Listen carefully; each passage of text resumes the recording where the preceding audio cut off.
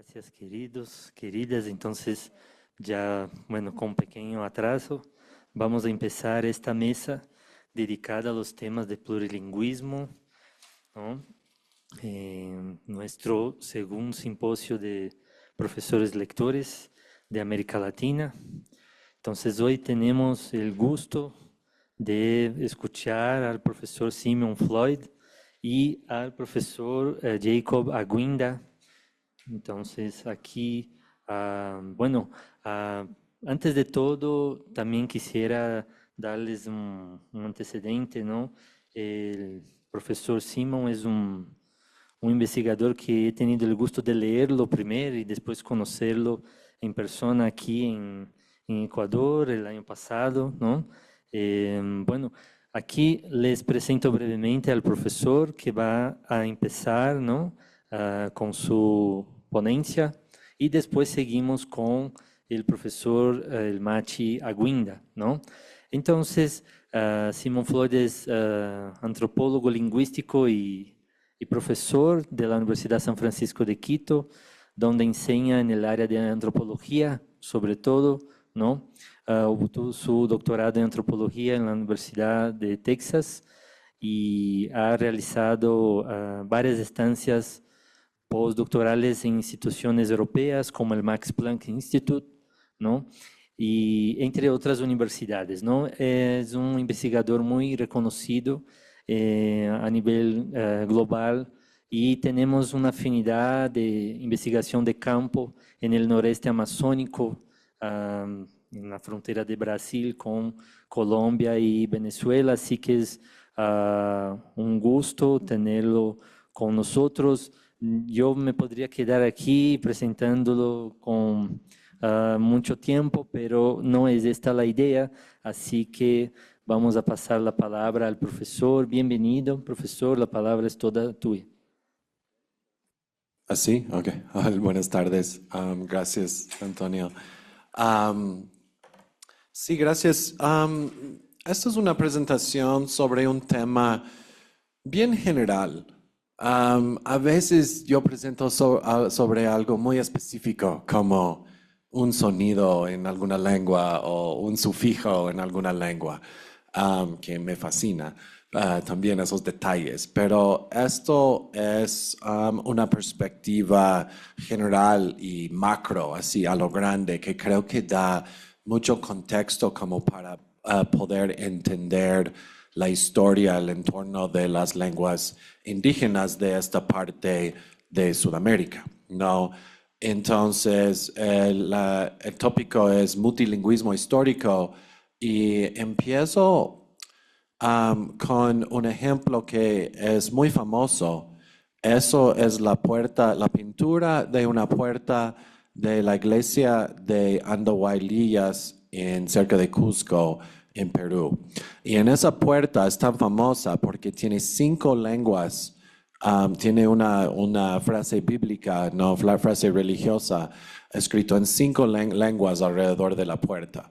Las lenguas son, además de español y latín, son quechua, aymara y puquina.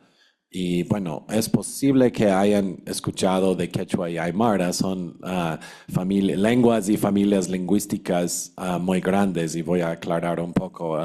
Las lenguas quechuas son por lo menos unos 12 lenguas y las lenguas aymaras podríamos decir, según lo que conozco, unos 2 o 3 lenguas, por lo menos 2, entre aymara y jakaru, tal vez cauqui como una tercera lengua. Son familias lingüísticas, pero tal vez no han oído de puquina, ¿no? Puquina es una lengua que se hablaba bastante en el siglo XVI. Ya para el siglo XVII ya hay registros de que ya casi no se hablaba y para el siglo XVIII, XIX ya no hay señas de esta lengua, pero fue la tercera lengua general de esa zona del imperio inca, ¿no? Entonces, eso demuestra que los incas, que están muy asociados con un tipo de quechua inca, estaban manejando por lo menos 3 lenguas indígenas ahí cerca de Cusco, por lo menos 3, como los 3 más grandes. Probablemente eran mucho más, ¿no? Y quiero sugerir que el ambiente actual, el ambiente moderno o igual de la segunda mitad de la época colonial, nos puede distorsionar un poco la idea de cómo fue la historia, porque hoy en día hubo bueno, en la colonia temprana y que continúa los procesos hasta hoy en día, hubo un proceso de quechuaficación, de adoptación de las lenguas quechuas aparte de los españoles.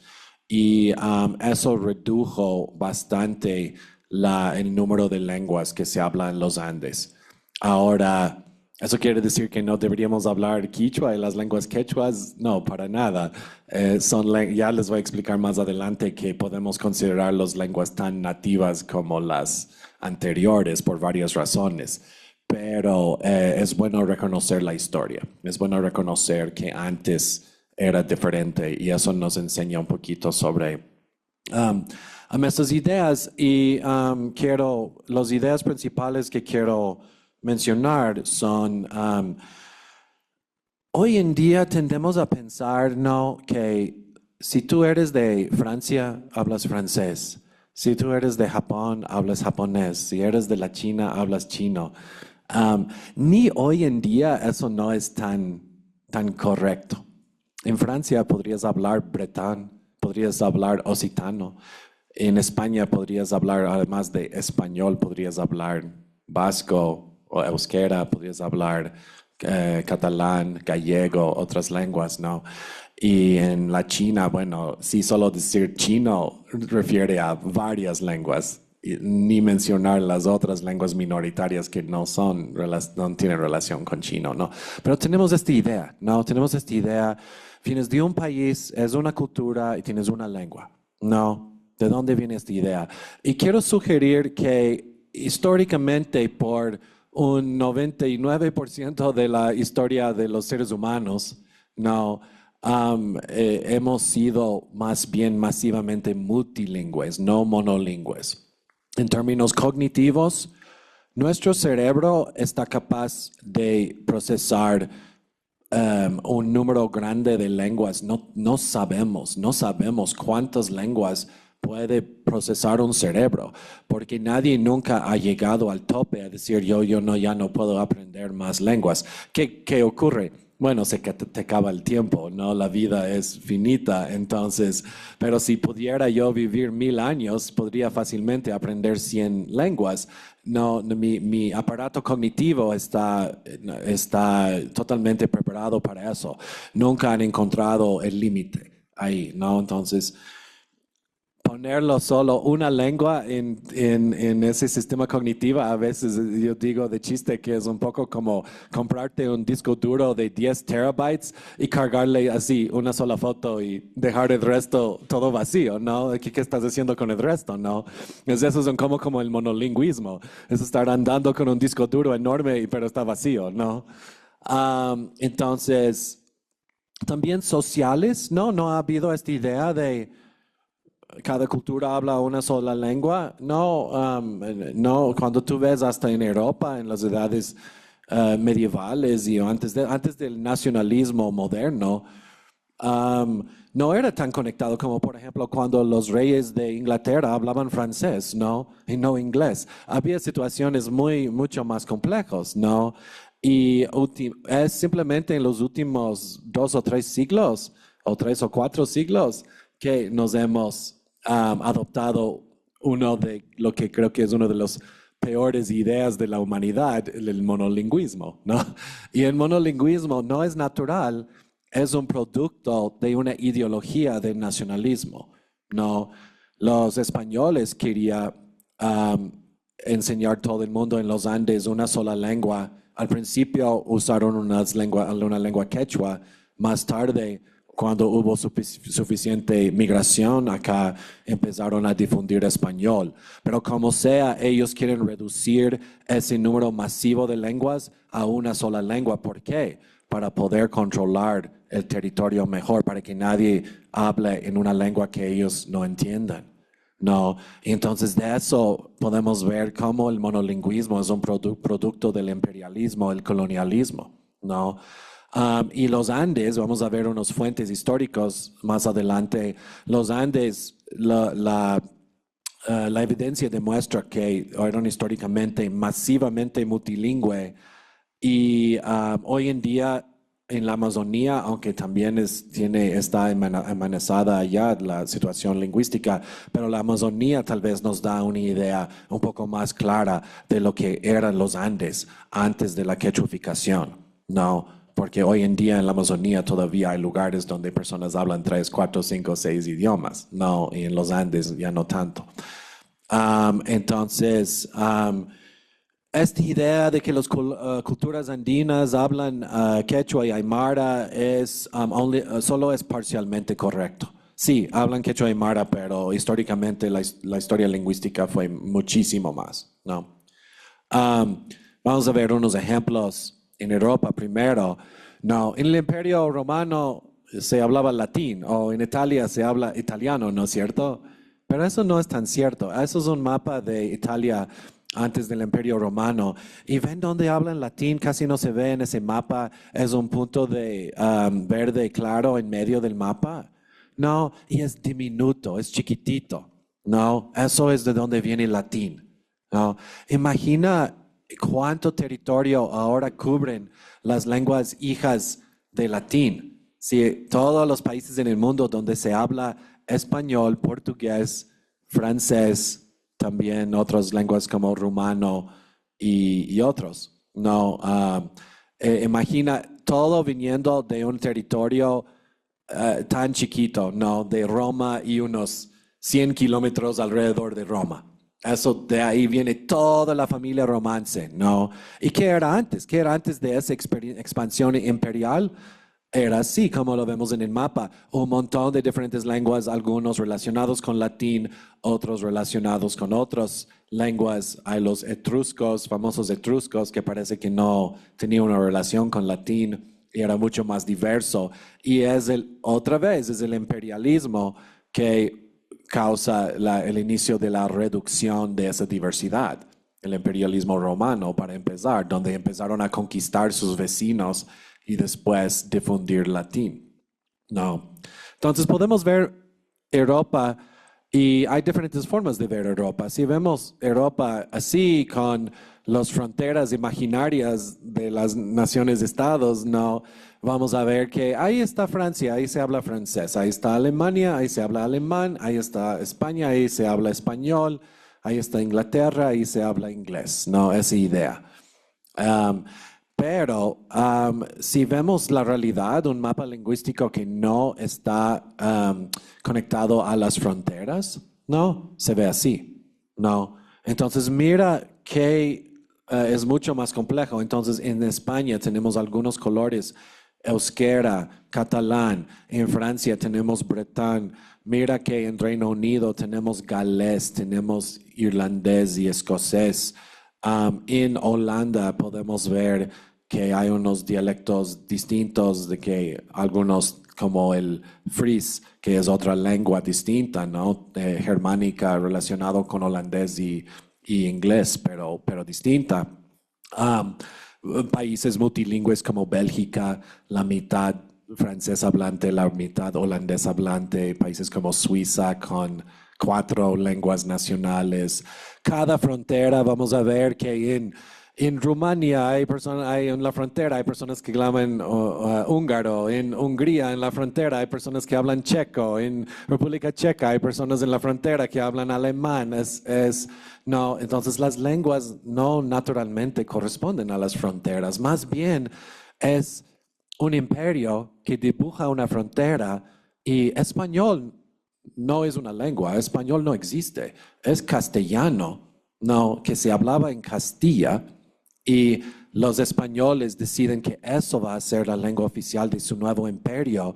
Y no es una coincidencia que el mismo año que se declara el imperio español, 1492, es el mismo año en que el rey y la reina piden que se publica la primera gramática y diccionario de español. que ahora lo van a llamar español y no castellano, porque están intentando formar el imperio español. Entonces, estos monolingüismos, y después lo van a difundir al resto de sus colonias, mientras que van colonizando. Pero primero van a empezar en España, oprimiendo a los vascos y los catalanes para empezar, y cuando tienen ese modelo ya bien hecho, lo van a traer acá a las Américas a oprimir a las lenguas de acá también, ¿no? Entonces, aquí son algunas citas de la documentación colonial que nos van a decir cómo fue aquí en esa época. Eso es de Cieza de León, siglo XVI. Casi en cada barrio y loma hay una lengua diferente, dice. Eso está de la parte andina de Colombia, pero él dice que fue similar cuando llega a lo que es hoy Ecuador, Perú. Hay bastantes de estas citas. Aquí podemos ver Garcilaso de la Vega. No, es una cita larga, pero la parte resaltada ahí dice, quedaban las lenguas particulares de cada provincia, de las cuales habían innumerables. Innumerables. Es probable que un 90% de estas lenguas desaparecieron sin ningún registro. Tal vez lo único que queda sería el nombre de algunos pueblos, algunos apellidos en esos pueblos, y está perdido por completo. Pero esto es muy diferente a lo que verías en estos lugares hoy, donde hablarían tal vez formas de quechua, diferentes tipos de quechua, que cuando bien pueden ser diversos, no es una diversidad muy profunda con el tiempo, no, porque las lenguas quechuas están cercanamente relacionadas uno al otro, el quechua de Perú, el quechua de Bolivia, el quichua de Ecuador, el quichua de Argentina, son cercanamente relacionadas. Y si vemos algo como la Amazonía de Ecuador, más bien vemos unos 5 o 6 diferentes familias lingüísticas, ¿no? Es masivamente diverso. Otro más de José de Acosta, igual fines del siglo XVI. Hay una verdadera selva de idiomas, dice. Hay las lenguas generales, podemos hablar de quechua, aymara, puquina, que yo estaba mencionando antes, y después las lenguas, cada día uno más nuevo y extraño, dice, ¿no? Entonces, claro, la gente local era multilingüe, entonces probablemente hablaban su lengua materna, quechua y o aymara y tal vez puquina, y probablemente 2 o 3 otros idiomas de los pueblos vecinos. No, probablemente cada persona podría haber hablado 4, 5 o 6 idiomas en ese entorno, que hoy en día tienden a hablar 1 o 2. El quechua local y español, si es que ya hay bilingüismo en español, ¿no? Podemos ver que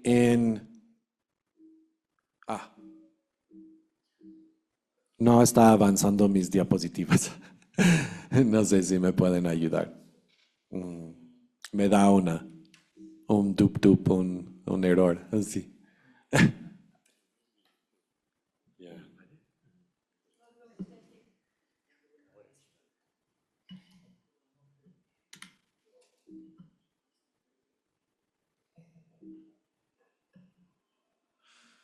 Bueno, esto era la cita de José de Acosta que estaba mencionando.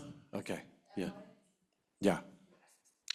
Y aquí es un documento muy famoso, es la lista de Martínez Compañón, ya siglo XVIII, y en esa época es de 8 lenguas indígenas diferentes que se hablaban en el norte de Perú, en una región, incluyendo lenguas como el culi, que es una lengua que se hablaba cerca de Cajamarca, que ya está perdida, pero existe en muchos topónimos. Y no, y difícilmente en ninguna parte de las Andes actuales vas a encontrar en una región pequeña 8 lenguas, pero así era en esa época. Eso es un documento muy importante para algunas de estas lenguas. Es el único documento que hay, la verdad. Tenemos unos 30 palabras y es casi todo, tristemente.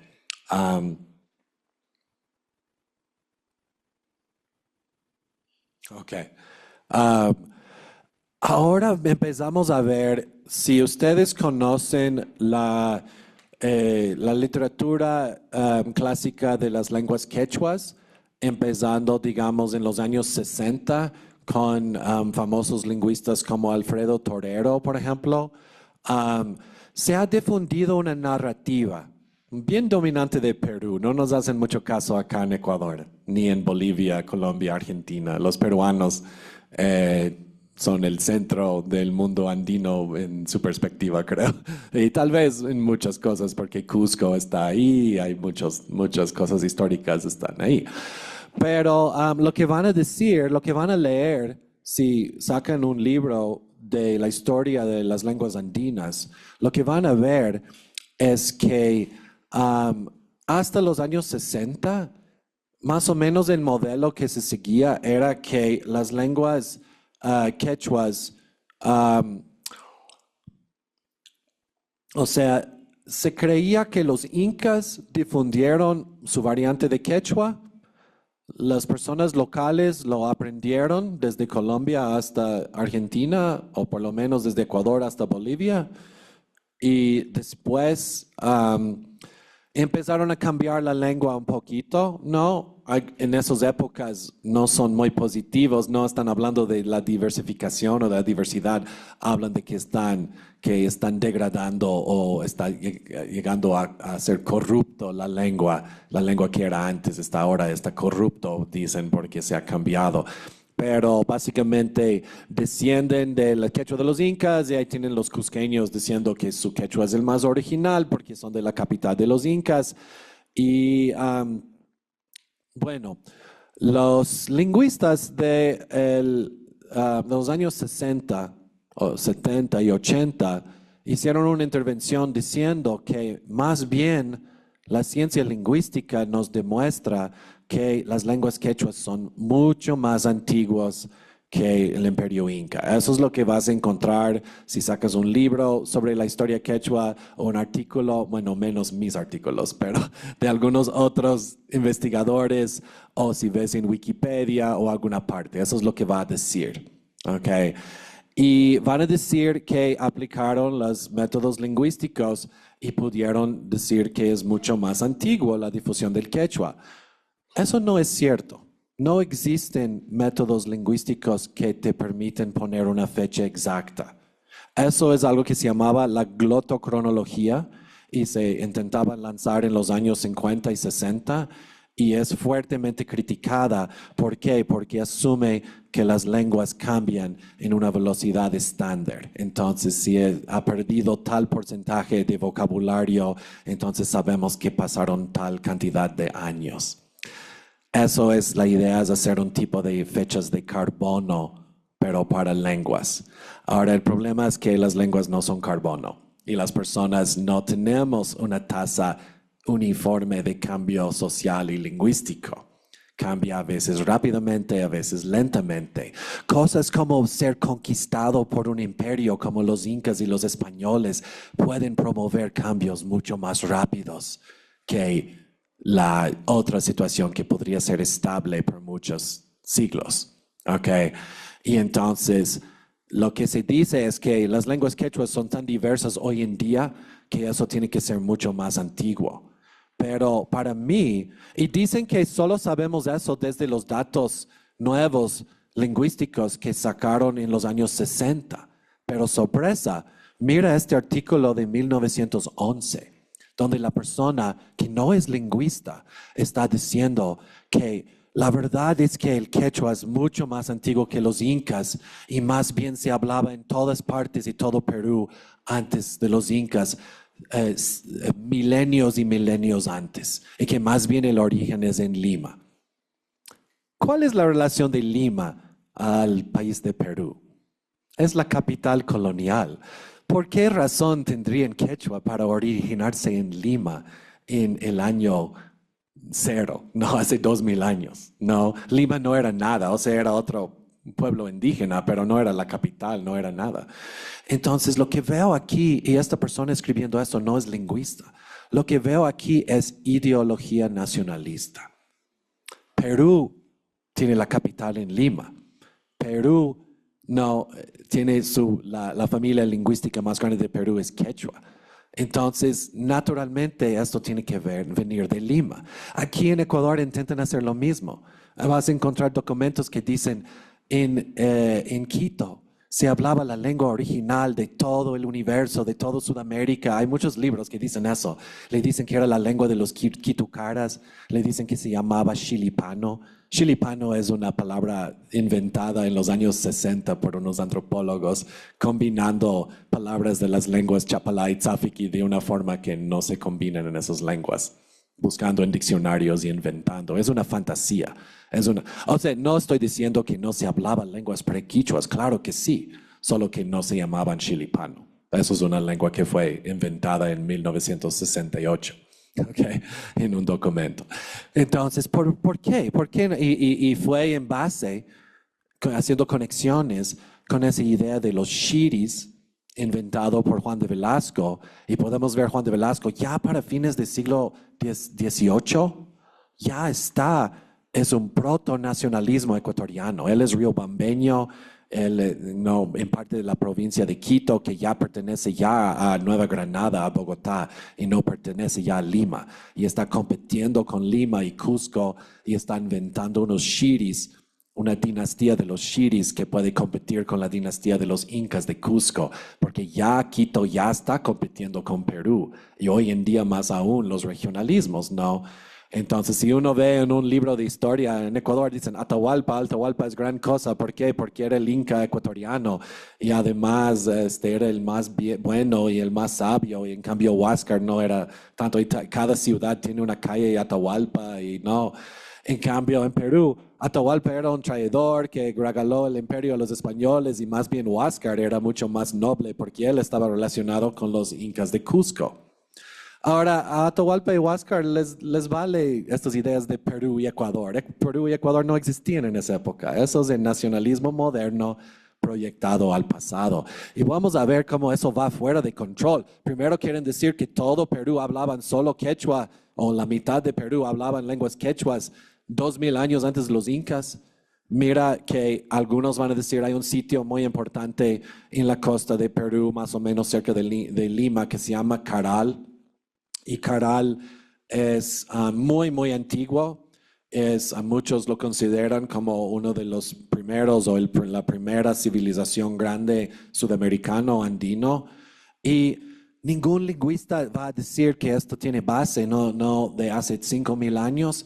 Ningún lingüista, hasta los mismos quechuistas que están inventando que quechua tiene 1000 o 2000 años de profundidad, nunca te van a decir 5000, porque no se puede comprobar eso. Eso ya pierde la señal lingüística, ya está muy antigua, ya no se puede saber.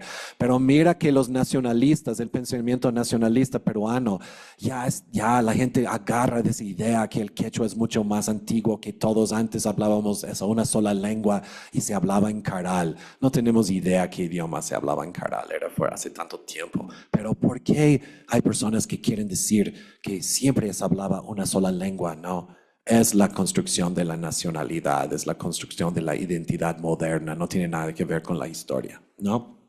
Entonces, eso difunde mucho por las cosas académicas, ¿no? Entonces, un investigador Hegarty, que es de Inglaterra, tiene una relación con la Católica de Lima, ¿no?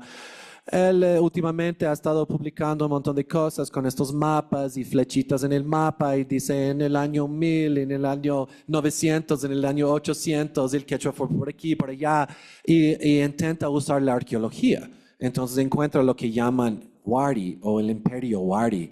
Bueno, imperio implica cierto tipo de organización política. Yo no creo que ni hay ninguna prueba que los pueblos Wari, que es una cultura arqueológica, eran administrados como un imperio. No sabemos, ¿no? Que tenían un emperador o algo así. Sí hay un momento que se expande esa cultura y han venido diciendo, bueno, como se expandió este imperio, entonces seguramente hizo expandir quechua en esa época. No tenemos idea. Yo diría que en ese imperio probablemente se hablaban 300 idiomas, ¿no? Y no solo quechua, pero los lingüistas modernos tienen su necesidad de conectar la lengua con alguna cultura material. No puedes ver en ninguno de esos cerámicas o ruinas de piedra lenguas, porque en los Andes no teníamos escritura. En Mesoamérica con la escritura maya a veces pueden decir un poco más, porque tienen escritura antigua, pero aquí no. Entonces están subiendo, pero no pueden saber no hay ninguna evidencia por qué idioma se hablaba en la cultura wari. No tenemos cero evidencia de eso. Pero vas a encontrar en los libros los lingüistas diciendo los waris llevaron quechua por aquí y por allá. Otra vez, esa es la idea de que en el imperio wari se hablaba quechua, y en Francia se habla francés, y en Japón se habla japonés, y no son capaces de imaginar algo más complejo. No. Ahora, sí hay unos estudios, bueno, Rodolfo Salcerón Palomino, muy conocido, muy productivo, ha producido mucho. Yo discuto bastante sus ideas de la historia de la familia, pero una cosa que él tiene muy cierto es que él tiene este libro interesante que se llama Las lenguas de los incas, no la lengua de los incas. Y es en plural, y es porque está reconociendo el multilingüismo en esa época. Entonces, cuando un libro está hablando de multilingüismo masivo, tal vez hazle caso. Y cuando está empujando bastante para el monolingüismo, hay que cuestionar un poco, porque tal vez no fueron tan monolingües como queremos pensar. Esto es un artículo mío que yo, donde rastreo el proceso que pasó aquí en el Ecuador. Entonces se llama el quichua de la Sierra del Ecuador y las lenguas perdidas de los Andes del norte. Y lo que argumento ahí es que en los primeros 100 años de la colonia, el quechua de los incas se transforma y nace lo que es el origen del quichua ecuatoriano. Y hoy en día el quichua ecuatoriano no se entiende con ningún quechua de Perú. Se entiende un poco de la misma forma que español y portugués se entienden entre ellos, o español y italiano. Pero como cualquier persona que ha intentado hablar portuñol sabe que para los saludos y preguntas básicas sí se puede, pero si quieres tener una conversación académica o profunda, tienes que estudiar un poco, tienes que adaptarte un poco, por lo menos un poco de clases o libros o experiencia práctica. No es que en el mismo día ya hablando español puedes hablar portugués o italiano. Algo de adaptación necesitas. Ahora, ¿por qué se diversificó tanto en el Ecuador? ¿Por qué se cambió tanto? Yo argumento aquí y demuestro con datos lingüísticos que se transformó según las estructuras de las lenguas de que habían antes, porque la gente era bilingüe y solo aprendieron, por ejemplo, los sonidos que existían aquí. Yo les doy un ejemplo, que hay un sonido que escriben con Q en Perú, que es K aquí en el uvular. No, ninguna lengua de Ecuador tiene K, solo tienen K, la K. Entonces, de inmediato, cuando intentan enseñar a pronunciar K en Ecuador, todo el mundo pronuncia K, porque es el sonido más cercano. Y esos tipos de filtros van a estar pasando. ¿Cómo sabemos sobre estas lenguas? Porque eran parientes de las lenguas de la costa de Ecuador hoy en día, Chapalat, Safiquí, Ahuapit. Entonces, viendo esas lenguas, podemos hacer unas hipótesis de cómo eran las lenguas Pasto, Caranqui, Panzaleo, Puruá y Cañari, que son las 5 lenguas nombradas en las crónicas que se hablaba en la Sierra Ecuatoriana desde la frontera de Colombia hasta Loja, ¿no? Y estas lenguas mezclaron con el quichua de Ecuador, y es por eso que dije que el quichua de Ecuador es una lengua tan nativa como cualquier otra de Ecuador, porque cada vez que abres la boca y hablas quichua de Ecuador, estás también hablando cañari, puruá, caranqui, panzaleo y pasto, porque esas lenguas dejaron su huella en el quichua, y no sería, si no fuera por ellos, estaríamos hablando algo mucho más cerca al quechua peruano. No. Entonces, sí, los pueblos indígenas de Ecuador pueden tener mucho orgullo y mucha confianza que si son quichua hablantes, y el proceso similar pasó en la Amazonía. Ese quichua de la Amazonía es muy diferente y es marcado por las lenguas de la Amazonía también. Y nació en la Amazonía de Ecuador y es muy nativo al Ecuador. Entonces no deberíamos preocuparnos de estar hablando una lengua peruana, es muy ecuatoriana, quichua de la Sierra y quichua del Oriente, no. Pero refleja esa historia multilingüe. Por eso, sí, éramos siempre masivamente multilingües aquí y ninguna uniformización y homogenización iba a ser tan exitoso por esa diversidad. Creo que se me está acabando el tiempo, pero tengo unos 3 diapositivas más. Hay un estudio muy interesante recién de quechua boliviano que está mostrando algo muy interesante. Muchas personas piensan que el quechua boliviano tiene su origen de los incas y sí, en un nivel muy pequeño sí tenían, pero un 90% demostrado en este libro de Pirard, un 90% de la difusión del quechua boliviano que vemos hoy en día no fue precolombino, sino que fue en relación al trabajo de la minería en Potosí, la minería de plata y el movimiento de personas en apoyo a esa minería, que es como el inicio de la globalización de la economía cuando se está llevando plata sudamericana a intercambiarse con productos en Filipinas y China que después llegan a España, ¿no? Y ahí tenemos la vuelta entera de la tierra y la economía ya está globalizada. Y entonces eso es lo que estoy diciendo, que no deberíamos siempre empujar todo hacia el pasado. Ese monolingüismo, el monolingüismo actual es un resultado de cambios fuertes que pasaron lingüísticamente en la colonización, ¿no? Y yo argumento cosas similares para Ecuador. Sabemos que al oriente ecuatoriano, a Colombia, a Argentina, esos quechuas fueron difundidas en la colonia, no en el Imperio Inca. Y es muy probable que muchos de los cambios hasta en Quito, en el centro de Perú, hasta en Cusco, pasaron en la colonia, no en tiempos precolombinos. Y es hora ya de reconocer los pueblos andinos como actores políticos. No se quedaron fosilizados igualitos de tiempos pre-incas después de la conquista española. Ellos lucharon contra esa conquista, se adaptaron, hicieron todo lo posible para ir adelante y tener una forma de comunicar en su comunidad a pesar de genocidio, esclavización y un montón de cambios muy drásticos a su sociedad, ¿no? Y eso, los productos lingüísticos de eso son muy importantes y han sido ignorados hasta que empiecen a salir estudios como esta, que demuestran qué tan importante es la colonia en la difusión de las lenguas andinas, no el Imperio Inca o el Imperio Wari o Caral o algún otro grupo mucho antes. Que los pueblos son dinámicos y siguen cambiando y están cambiando hasta la fecha. Y los pueblos andinos son pueblos modernos que viven en la modernidad y que han adaptado a la modernidad. No son fósiles folclóricos de tiempos pre-incas, no. Es muy importante reconocer esto. Ahora van viendo un poquito, para concluir un poco, si vemos en la Amazonía, eso es un mapa de la diversidad de la Amazonía, se ve un poquito como Europa antes de que dibujaron muchas fronteras, ¿no? Y se ve un poquito como los Andes antes de que el colonialismo.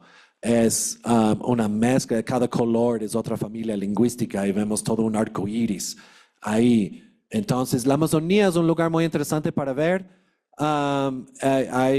Esto es uno de los primeros estudios famosos donde han habido mucho más estudios de la zona del noreste amazónico, la zona que mencionó Antonio, donde yo también he hecho investigación hace un tiempo, ya hace muchos años.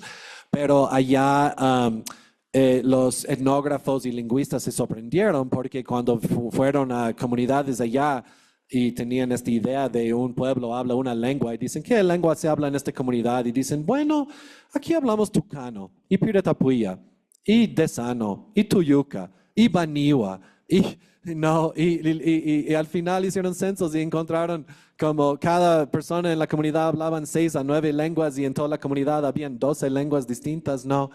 Y allá el motivo es por el matrimonio. Allá es prohibido casarte con una persona con una lengua paternal distinta igual que la tuya, ¿no? Ellos preguntaron a investigadores, ¿y todos ustedes hablan inglés? ¿Y todos ustedes hablan portugués? Entonces, ¿con quién se casan? No, no puedes hablar, y tú hablas portugués, no puedes casarte con alguien que habla portugués, qué raro. Tienes que casarte con alguien que habla otra lengua, ¿no?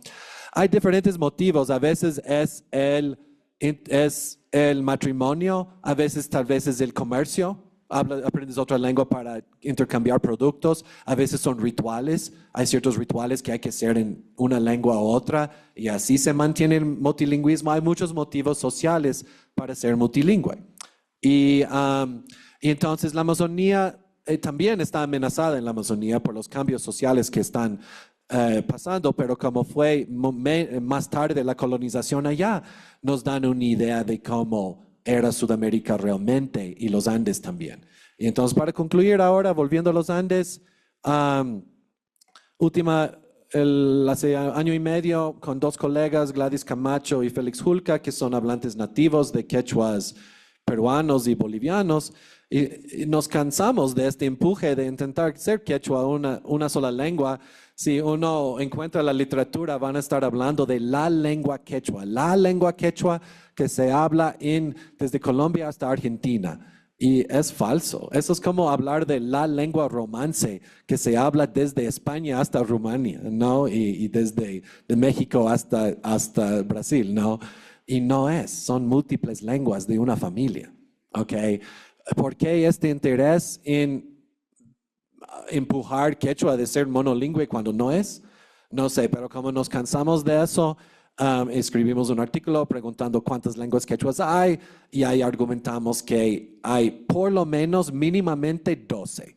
Mínimamente 12, podría ser más en base del entendimiento mutuo, ¿no? Entonces eso es lo que queremos mostrar, que a pesar de este empuje de verlo de una forma monolingüe, no es multilingüe. Aquí está la distribución de las lenguas quechuas hoy en día, y yo creo que es hora de empezar a tratarlo como una familia lingüística, no como una sola lengua. Hasta aquí en el Ecuador, porque yo considero que hay dos lenguas quechuas en el Ecuador de la Sierra del Oriente, y en cambio los políticas nacionales lo han tratado como una sola lengua y mandan materiales escolares de la Sierra al Oriente, y los pobres estudiantes del Oriente dicen, ¿qué es esto? Esto es como, imagínate, tenemos unos compañeros aquí de Brasil, entonces imagínate a sus hijos les manden solo libros en español y italiano, pero portugués no hay. No, y dicen, bueno, pero es cerca, ¿cuál es la diferencia? Van a decir, no, es que mi lengua es portugués, quiero que mis hijos aprendan portugués. Y en la Amazonía de Ecuador quieren que sus hijos aprendan quichua del Oriente, no serrano y no unificado, ¿no?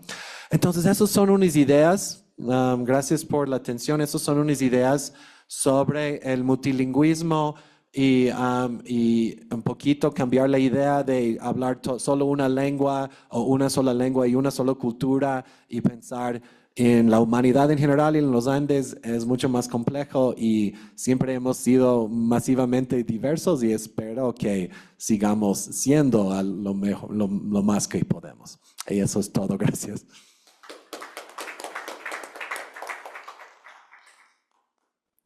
Yupachani, muchísimas gracias, profesor Simón. Me parece muy necesario un estudio así, por analogía, lo que estás planteando, ¿no? En los últimos años, con también procesos nacionalistas del Tupí en Brasil, ¿no?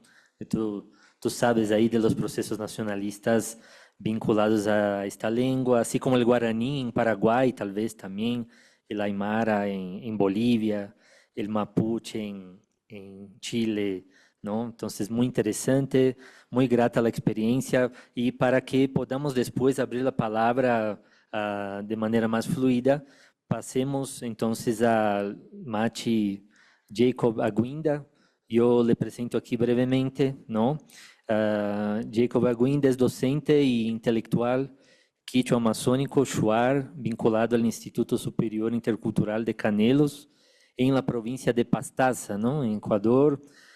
Su trayectoria se inscribe en el campo de la educación intercultural bilingüe, con un fuerte compromiso con los procesos de formación docente en contextos amazónicos y con la revitalización de las lenguas y saberes indígenas. También tiene un interés especial por temas de gestión desde el instituto, ¿no? Donde enseña, ¿no? Y como ya hemos conversado en la conferencia de la mañana, también tiene un recorrido largo desde los temas del movimiento indígena ecuatoriano, el levantamiento de los 90, ¿no? Entonces, muchas gracias, Machi, por también venir aquí con nosotros, y la palabra es toda tuya. Sí, gracias. Muy buenas noches. Mi nombre es Jacob Aguinda Huashicta. Soy de la nacionalidad quichua y shuar. Domino el idioma shuar y el quichua para entender, para defender. Bien, estoy aquí también en representación del Instituto Intercultural Bilingüe Canelos de Pastaza, que viene sirviendo desde el año 1993, creado por la necesidad de tener maestros interculturales bilingües al servicio del sistema de educación intercultural bilingüe, porque en el año 1988 se crea, por la lucha de los pueblos y nacionalidades, el sistema de educación intercultural bilingüe. Y entonces se necesitaba docentes con el perfil. Y entonces, el Instituto Canelos creo que es un lugar estratégico, ha venido sirviendo con los estudiantes de la provincia de Napo, de habla quichua, el Runashimi, y de Morona Santiago con los compañeros Shuar. Y también hay dentro de la lengua, familia lingüística, ¿no? Actualmente por quizá política organizativa, se autodenominan como nacionalidades, ¿no? Y está reconocido dentro de la CONAIE, que dicen como nacionalidad Shuar, nacionalidad Quichua, nacionalidad Xiviar y nacionalidad Achuar. Pero de alguna manera nosotros entendemos, creo que hay algunas palabras que no entendemos, pero sí escuchamos. Quizá puede ser como el portugués y el castellano, ¿no? Ya un nivel. Bien, yo voy a partir un poco desde mí, ya desde mi formación, desde mi crecimiento. Mi padre, quichua, llegó a Macuma, un territorio netamente shuar, donde todas las familias eran shuar. Pero no había un asentamiento, era un territorio, y eso a veces también, cuando se dice selva virgen, prácticamente no es una selva virgen, porque vivieron muchos años atrás otras culturas. Quizá podía ser el mismo shuar, quizá otras nacionalidades o pueblos. Entonces mi padre llega en esa comunidad para trabajar haciendo construcciones de casa de los misioneros. Y mis bisabuelos fueron que guiaron hasta ese lugar que es en la provincia de Morona Santiago, Cantón Taisha, parroquia Macuma, actualmente. Entonces mis bisabuelos llegaron ahí con sus esposas, porque mi abuelo tuvo 3 esposas, y con toda la familia y los misioneros norteamericanos. Asentaron en ese espacio. Y como necesitaban carpinteros, mi padre fue carpintero, constructor con la madera, que era del Tena, de la provincia de Napo, llevaron en avioneta a ese lugar. Entonces, ahí se casa con mi madre, prácticamente mi padre no tenía con quién comunicar. Entonces, paulatinamente fue aprendiendo el idioma shuar y nosotros en familia aprendimos el shuar. Y posterior a ello, hubo una escuela en esa época, una escuela que habían de diferentes edades, desde 18 años que estaban en primer grado, segundo grado, bueno, empezaron a estudiar. Y ahí era el idioma castellano. Entonces ya empezaron a aprender el castellano con el shuar. Bueno, ya luego yo también me integré ya como estudiante ahí y aprendimos el shuar y el castellano. Es verdad lo que decía el antropólogo Simón, ¿no? Sí, entonces, y si nosotros basamos, como de mañana yo decía, de que los pueblos ancestrales comunicábamos con toda la naturaleza. Y ahí me acordaba lo que decía el señor antropólogo, de que nosotros comunicamos con la selva, comunicamos con los animales, con las aves, mediante los silbos. Porque yo cuando era pequeño me enseñaron cómo pescar. Debíamos silbar para que vengan los pececitos a la cocha.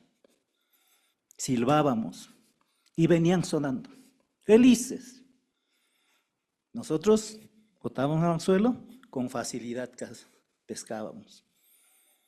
Y así sucesivamente, para cazar un mono, para cazar una ave, una pava. Quizá una forma diferente de comunicación. Pero a veces no podemos entender de otros contextos desde afuera y los que vivimos dentro de ese lugar. Bien, culminé mi 6º grado en esa época. No había colegio. Mi padre tuvo que esforzar, enviarnos a la ciudad. La única salida era mediante avionetas. Entonces salíamos a la provincia de Pastaza, en el aeropuerto Shell, de ahí empezamos a estudiar. Terminé el secundario, luego la universidad y así sucesivamente. Mi finalidad era servir a mi pueblo, a mi nacionalidad, volver a mi territorio. Mi sueño era ser médico. Ayer que recorríamos en el espacio, me recordaba. Antes era un poco difícil, quizá fácil, difícil también. Había muchos, como ahora también querían ser médicos. Yo también quería ser médico. Tremenda cola. Creo que avancé con las justas. Me inscribí. Ahí se seleccionaba, creo que había más de 1.200 estudiantes, solamente había cupo para 300. Me acuerdo la vía que era tan mal antes para Pastaza, el día que salía a una evaluación de rumbo. Y en eso afuera, porque no llegué a tiempo para la evaluación. Bien, pero de alguna manera he logrado ser docente. Estoy sirviendo en la docencia desde el año 1990, cuando ya existió el sistema de educación intercultural bilingüe. En el año 1992 más o menos, entre los estudiosos, líderes, padres de familias, se crea un modelo del sistema de educación intercultural bilingüe. No tiene autores, y es lo bueno. Hay muchos personajes que hicieron. Se hizo este modelo con las experiencias que existían en nuestro país, de Dolores Cacuango, de otros líderes, y programas de educación intercultural. Y ahí debo recordar que en Morona, Santiago, había una organización muy importante, pionero en América del Sur, que es FICSH, Federación Independiente del Pueblo Shuar del Ecuador, más o menos. Y a la par, es la primera reunión, en el año 1952. Guiados, orientados desde el inicio por los misioneros salesianos. A la par, se crea otra organización de la nacionalidad Shuar, apoyados por los religiosos evangélicos norteamericanos. Ellos, de la misma manera, era una lucha, ¿no?, religiosa, también educativa. Y entonces hacían una formación que tenían como instituto en Limoncocha. A todos los personas de nivel primario llevaron allá a preparar para que sean docentes. Tenían una formación, volvían a dar clases, en vacaciones iban a preparar. Mientras del otro sector, de misma nacionalidad, bueno, aquí se dividió entre los dos religiones, podríamos decir. También hacían su formación, ahí aparece el Servish, Sistema de Educación Radiofónico Bicultural Shuar. Y las comunidades fueron tan dispersos, buscaron una estrategia. A través de la radio de transmisiones, preparaban. A cada familia los dieron este equipo, no es radio, antes había, ahora ya no se ve. Fue una estrategia, cómo enseñar. Y entonces, ahí lo que se daba la importancia era aprender, fortalecer lo que es el idioma shuar. Un poco, un porcentaje del idioma castellano. Esos fueron los primeros inicios. Todas estas experiencias que existían en el Ecuador se plasma en este modelo educativo. Ustedes ya conocen bien, ¿no? Para formar un modelo educativo debe cumplir algunos aspectos, ¿no es cierto? Desde los objetivos, la malla curricular, todas estas cuestiones, la pedagogía. Y entonces ahí viene de ver nuestra forma de enseñar que fue, ¿no es cierto? Es una más, bueno, que dicen una manera no formal. Para mí, los dos son formales. No formal, ¿por qué? Porque supuestamente no tenían maestros. Pero nosotros, desde nuestra cosmovisión, tenemos maestros. ¿Quiénes son? Nuestros padres, nuestras madres, nuestros abuelos, nuestro Yachak, Nekamin en Shuar, ellos fueron nuestros maestros. No tenemos infraestructura, no puede ser una escuela. Hay espacios de aprendizaje a escoger en la naturaleza. ¿Qué más? Y así sucesivamente, no tiene una normativa, no tiene un régimen escolar. Entonces, teníamos que lograr este perfil también. Entonces, este modelo educativo empezó a funcionar, pero teníamos problemas internos porque muchas comunidades querían seguir con el sistema anterior, aunque ahora hay también algunas comunidades que siguen, pero se han buscado estrategias como debilitar el sistema de educación intercultural bilingüe. El Estado ecuatoriano inserta con una ley de educación, dice Ley de Educación Intercultural del Ecuador. Y a nuestra gente, a nuestros padres de familia, confunden, ¿no es cierto? Con el intercultural pensaban de que esto era bilingüe.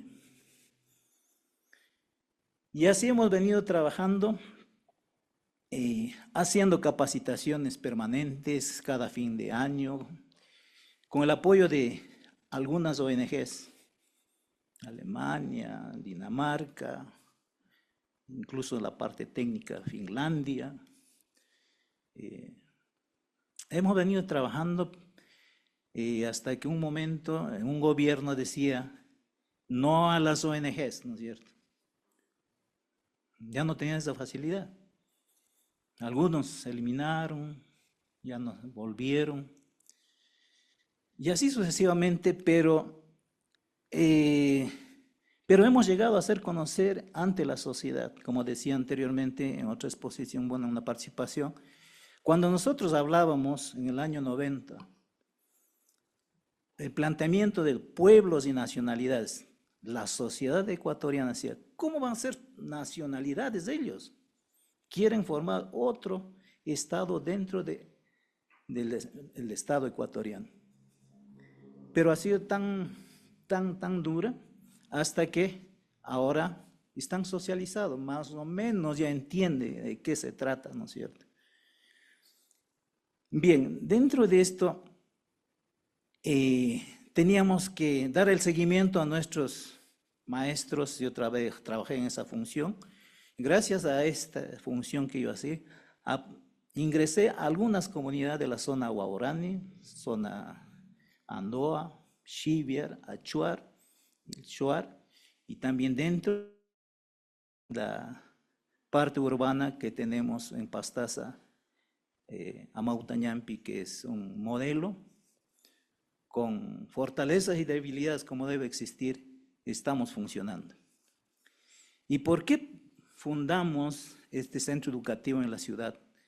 Porque nuestros dirigentes que salieron de las comunidades no tenían dónde ubicar a sus hijos e hijas.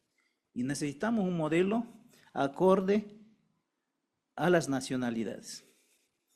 Y tuvimos la acogida de los niños de la ciudad. A veces era medio anecdótico quizá. Los niños aprendían el quichua.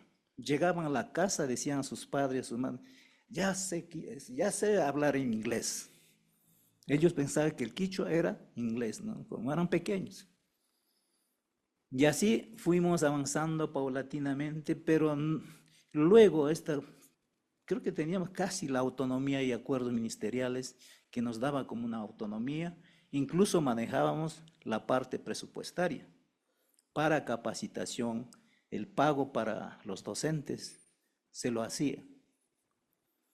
Pero luego un momento solamente nos dio la parte del seguimiento y así sucesivamente. Y hemos logrado la formación de maestros, como digo, con el Instituto Canelos, era la pionera. Pero actualmente los institutos pedagógicos, que éramos 5, en lugares estratégicos, en la provincia de Pastaza teníamos el Instituto Canelos, al norte teníamos el instituto que era antes de Limoncocha, en una comunidad, lo que era queda por Sucumbíos.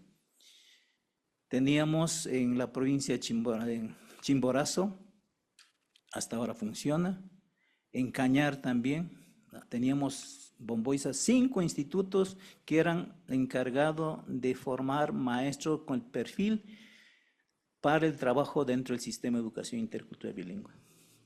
Han pasado los años, ahora creo que quedamos solamente en nombre. Por ejemplo, donde yo trabajo, en ese sistema de educación bilingüe quedamos nada más que 6 profesores de los 16. Y estoy seguro que está lo mismo en Riobamba, en Cañar, ha bajado el número de estudiantes, y de Bomboiza, que era la fortaleza nuestra, no fue aprobado. Como comentaba Ariruma, ¿no es cierto? Ponen perfiles como que fuéramos de la ciudad. Nuestros institutos están ubicados en la parte rural. En los indicadores para la evaluación dice, si tenemos ascensores, no tenemos una X. Y así sucesivamente. Entonces, es un modelo que está elaborado de una manera estandarizada, ¿no es cierto? No toma en cuenta instituciones públicas de la ciudad en comparación de la parte rural. Y actualmente hemos perdido algunas autonomías, como decía. Se logró tener directores distritales, luego se fueron, antes eran provinciales, luego distritales, ahora no sé en qué estamos, pero los centros educativos que están en las comunidades siguen aplicando este modelo, hay otros que ya van un poco desviando. Y así sucesivamente hemos venido desarrollando. Y entonces, como decía, los que estamos al frente ya vamos a un poco jubilar también, viene la nueva generación. En el Instituto Canelos estamos ofertando, que es maestros para educación intercultural bilingüe y maestros para educación inicial. Y eso ofertamos, y lo que nos dan cupo hemos llenado para esta vez también. Iniciamos el 11 de mayo, justamente para nosotros el 11 de mayo es el Día de las Nacionalidades en la región amazónica, porque en esa fecha nosotros logramos la territorialización, la demarcación territorial en Pastazas y también la educación intercultural bilingüe Y antes teníamos también lo que era en el campo de salud. Y sigo caminando, sigo compartiendo. Tuve la oportunidad de estar en el País Vasco, compartir el modelo del sistema de educación intercultural bilingüe por 2 ocasiones. Hicimos convenio con la universidad. Los estudiantes de allá venían a hacer las pasantías en nuestras comunidades, no querían quedar en la parte rural, querían estar en las comunidades, en las condiciones como nosotros vivimos en las comunidades. Trabajamos por 15 años. Había otra universidad de San Sebastián, creo, también hizo el convenio, trabajamos y nos fortaleció esta también, como trabajan allá el euskera, que es en la educación el 100% que habla. Y hemos querido hacer eso, pero nos falta. No podemos lograr como ellos han logrado. Tienen su presupuesto propio y también el Estado les apoya, ¿no?, te complementa. Y muchas gracias por darme esta oportunidad, también Antonio y también todos los que están aquí. Muchas gracias. Y también muy bien, muy lindo el relato y reflexión, Matia Guinda, muchas gracias. Así que por temas de tiempo nos toca cerrar esta mesa a las 5:30 para que tengamos un coffee break y la danza también. Así que nos postulemos para los comentarios, inquietudes, ¿no? Ya prontamente. María Silvia, profesora, si se puede prender por ahí. ¿Ya puedo? Sí, ya puedo. Me gustaría conversar un poquito con el profesor Simeón. En verdad, todo lo que quiero es hacer un comentario de cómo yo pienso estas cuestiones, pero no para cuestionarlo, solamente para apuntar para una posible otra perspectiva. Así que soy lingüista también, como tú, y leo un tanto de la antropología también. En Brasil me interesan particularmente Viveiros de Castro y Pedro Cesarino. Son 2 antropólogos contemporáneos y para ellos, por ejemplo, creo que los conocen, ¿no? Sí, claro. Así que no hay necesidad de extenderme. Pero un punto para ellos es justamente de conocer la realidad indígena desde adentro y no desde afuera, como era el hábito de la antropología tradicional. En cuanto a la lingüística, me parece que aún no avanzamos lo suficiente en esta dirección de intentar de ver la realidad lingüística desde adentro de las comunidades y no desde un punto de vista dicho occidental. Así que voy a provocar con una posibilidad de una otra perspectiva. El mismo Eduardo Viveiros de Castro tiene un capítulo que se llama La inconstancia del alma indígena, ¿conoces? La inconstancia del pensamiento indígena, a inconstancia del pensamiento indígena. Y en el medio del capítulo, él menciona que para los jesuitas les parecía extraño, porque los indígenas como que una hora hablaban una cosa y otra hora hablaban otra cosa completamente diversa y puede que fuera opuesta. Yo conecto esta cuestión con la cuestión reciente de una investigación mía a respecto del pueblo Yanomami. Para los Yanomamis hay un italiano, un pesquisador italiano, para quien hay 4 lenguas Yanomami. Para la organización indígena Yanomami hay 8 lenguas. Y para Elisa hay 6 lenguas Yanomami. Y yo he visto que David Kopenawa, el líder Yanomami, declaró que en verdad hay una lengua Yanomami porque todos se comprenden. Yo sé que la pesquisa de ISA, ellos dicen, también este pesquisador italiano, dice que se basea en el precepto de la mutua inteligibilidad, que me parece que es lo que ha citado también, ¿no? Pero los propios indígenas a veces van a decir que pueden se comprender y a veces van a decir que no se comprenden. Ahí yo menciono la cuestión de la inconstancia.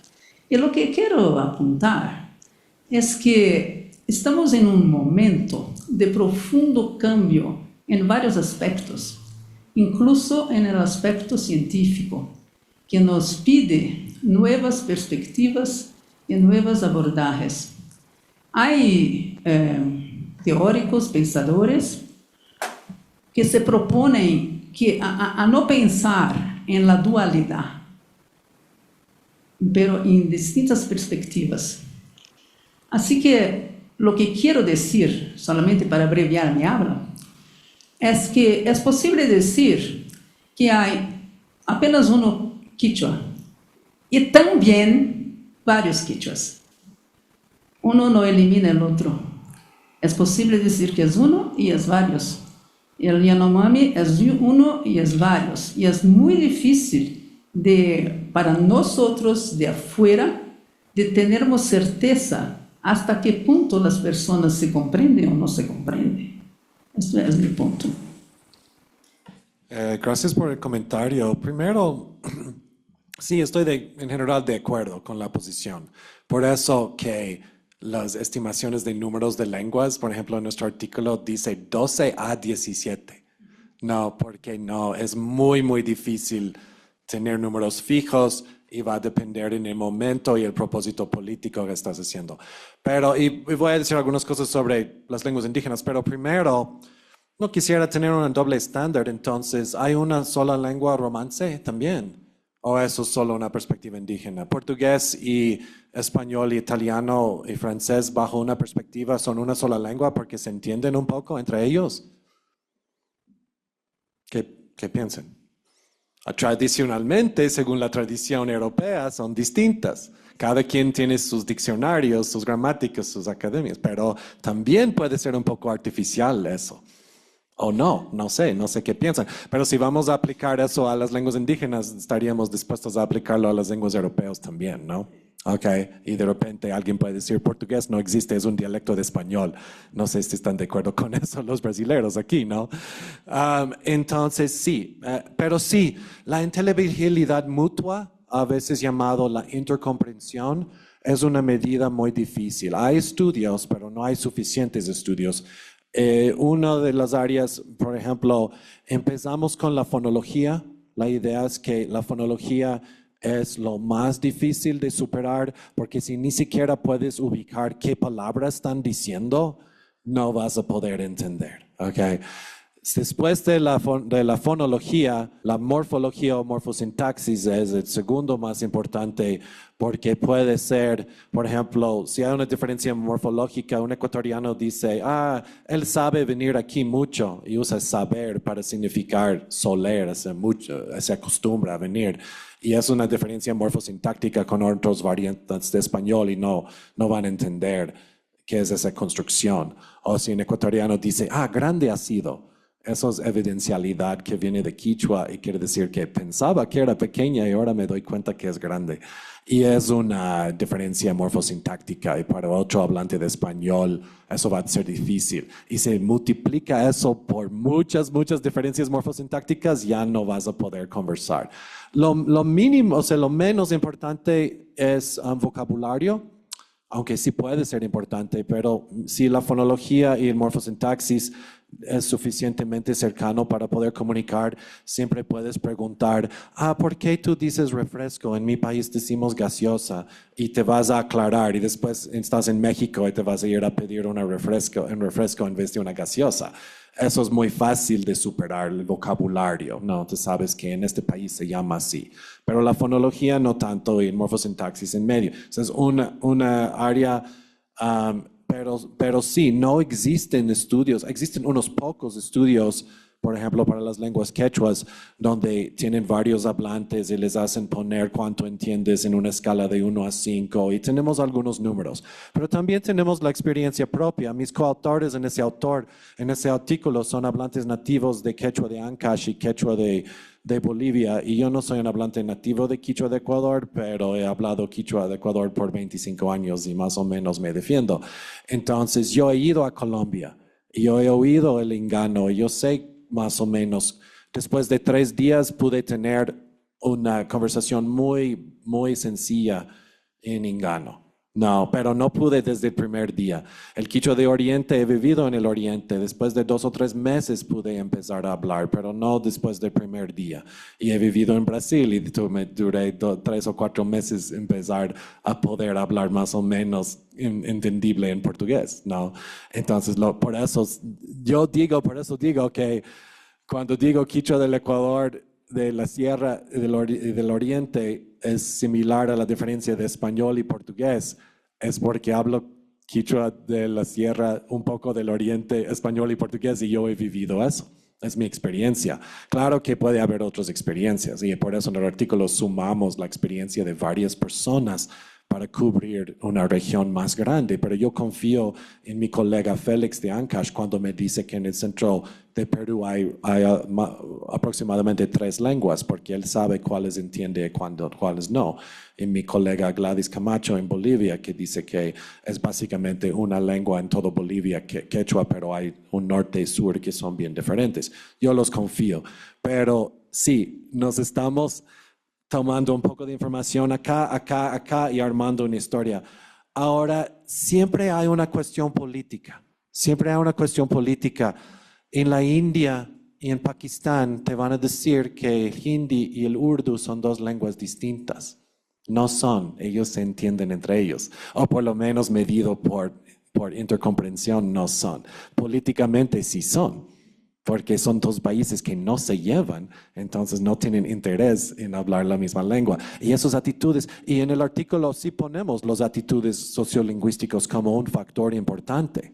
No, entonces yo he notado que cuando las personas dicen que es una sola lengua sobre una familia lingüística, tienen cierto interés en, digamos, tener más peso, decir que somos muchos, no que somos un montón de hablantes de esta lengua, haznos caso. Eso capaz que está pasando en el activista que dice que es una sola lengua Yanomami. Y estas diferencias, notamos que en nuestro artículo que hay entre una lengua, que algunos dicen una lengua quechua, y 44 variantes reconocidos por el Instituto Lingüístico de Verano. Entonces, es entre 1 y 44, ¿no? Y nosotros proponemos, en base de la mejor evidencia que tenemos y experiencia como hablantes de la lengua, alrededor de 12, que nos parece más racional que en 1 y más, pero no tan exagerado como 44. Alguien más podría publicar otro estudio, es decir, yo creo que es otro número. Por eso lo dimos algo flexible y explicamos eso. Pero sí, estoy de acuerdo, es sumamente difícil estimar, por eso damos aproximaciones flexibles. La perspectiva interna es súper importante, pero en nuestro estudio por lo menos intentamos representarlo, y ojalá que otros estudios lo tomarían en cuenta. Y no se trata no es matemática, no se trata de llegar a un número específico, pero sí es una buena idea respetar la diversidad y no homogeneizar y aplastarla. Eso sí. Entonces, si podemos hacer eso y respetar las prioridades locales sin aplastar su diversidad, tal vez no es tan importante decidir en un número específico, ¿no? Muchas gracias, profesora, por la pregunta, bien interesante, ¿no? Tenemos espacio para un comentario más, un comentario o pregunta más. Nos disculpe, pero ahí también les adelanto que vamos al coffee break, podemos seguir conversando ahí también si desean, ¿no? Machi, por favor. Sí, con el micrófono es mejor para la transmisión en vivo. Aló. Bueno, buenas tardes para el profe Simón. Muy cortito. Me gustaría saber el origen del Puquina, más o menos dónde era, porque acá, por ejemplo, yo soy del pueblo Panzaleo, centro del país, y había un abuelo que hablaba Puquina, pero ya se fue y ya hasta ahí llegó. Entonces, él lo que sabía es que con los incas que el puquín era un poco refinado y que no toda la ciudad podía hablar, sino eran como gente escogida. Gracias. Hay muchas diferentes ideas y propuestas y yo no sé la respuesta definitiva, pero los que estudian el Puquina hasta hoy en día no han podido conectarlo con ninguna otra lengua, entonces se considera una lengua aislada, menos que se puede establecer una relación con otra lengua. Fue hablado alrededor de la zona de Cusco, hacia la dirección de Titicaca, y hay unos 2 documentos largos de la colonia que por suerte es relativamente bien documentado comparado a las lenguas que no tienen nada. Tenemos cientos de páginas de Puquina para trabajar, por suerte. Pero si es que se hablaba un poco en Ecuador, posiblemente fue por mitmas o migración. No conozco muchos datos sobre eso, pero sí. Pero en cambio, lenguas como Panzaleo o la que se llamaba Panzaleo, la verdad no sabemos cómo se llamaba para la gente. Panzaleo es un pueblo donde se hablaba la lengua y quedó como el nombre de la lengua. Eso sí podemos relativamente con confianza decir que es relacionado con las lenguas de la costa, Chapala y Tzafiki, por varios argumentos que no hay tiempo para comentar. Pero tal vez tenemos más comentario, una pregunta para Jacob o algo, porque yo he hablado mucho. Sí, unita más. Gracias, profesor, por la respuesta. ¿Tenemos unita más o conversamos en el coffee break? Carol, tal vez. Ya. Ok. Sí, tal vez también fuera, como dices, Carol, es mejor porque ahí pueden hablar más, de manera más cómoda, tal vez, ¿no? Así, más horizontal, sí. Muchas gracias a los invitados por la mesa, ¿no? Muy grata experiencia.